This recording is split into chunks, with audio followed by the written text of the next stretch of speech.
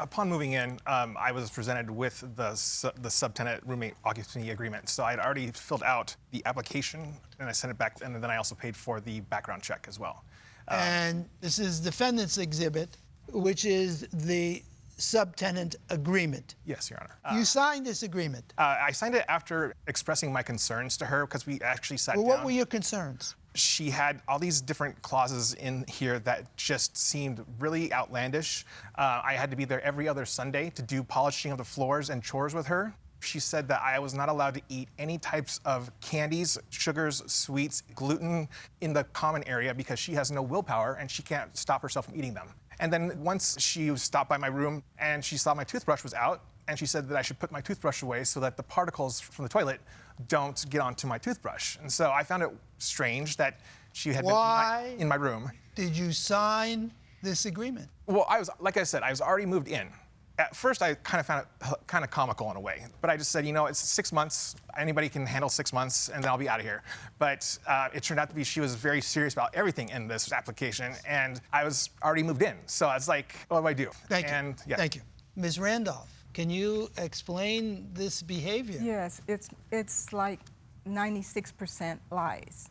So even the agreement that you have is not the final version of it. Where did you get this agreement from? Did you create it yourself? Yes, sir, but I started with Berkeley's roommate agreement. They had one online. Don't you think that many of these provisions were quite unreasonable? Well, sir, the provisions that he's talking about wasn't even in there.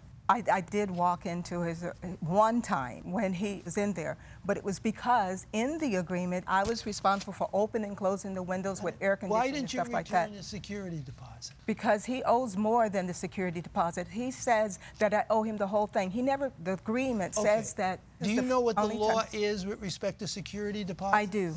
I do. You know that you were supposed to give the tenant within 21 days an itemized list? I think it's 30 days in my case, sir. Well, I'll give you the benefit of the doubt. I'm not a landlord. You haven't even done it in 30 days. Why did you give him an itemized list of what the damage was? Because he was harassing me. I was trying to get a restraining order. He was beating on my door and so forth. I have the police report. I mean, I didn't get the report, but I have the thing where I can get the report with the little Did you say that he was practicing voodoo? He absolutely, I don't know, he had it hanging up. Does that mean practicing? What's hanging up? He had voodoo dolls and voodoo this and all this all across the bedroom. And when he first... What does that have to do with you? Well, first of all, I'm a Christian. Saying you did, and but I'm saying, what if he did? Well, I've given you a picture, sir. Photographs of voodoo? Yes. Why did you think that first, I told him, you know, that I was a Christian when we were even just interviewing. And he was very nice when we were interviewing. And as far as the agreement, with everyone, I sit down way before. We go through everything in the agreement. And we did too. We were about like 7 hours together on it. And they can actually, because he was talking about his life and everything. I want to be certain. You're talking about voodoo, but this is a photograph of what was hanging in his apartment. Yes. This is voodoo? It is. Mr. Massey, what is this? He even told me that's what Your Honor, I never once told her that it was voodoo. And that I'm a travel consultant as my job, and so those are masks, tribal masks that I've gotten from around the world when I've gone traveling. That's all they are. That green one's from Cozumel, Mexico. What about the doll? And is that a chicken? That is a doll from New Orleans that I got. Sir, can I respond to that?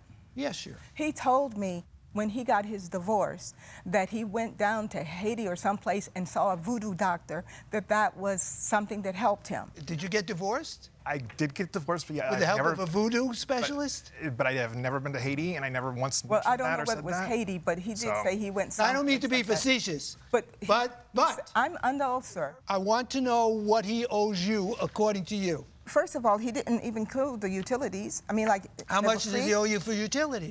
It was $502.11, and it was only include gas and electricity. Did you ever pay for utilities before you left? I did, Your Honor. I paid $150 on August 1st, which is what was agreed upon. You have proof The agreement says what's agreed upon. I have it right here. Just tell me if you yes or no. Yes, where I acknowledge it in the text, Okay. yes.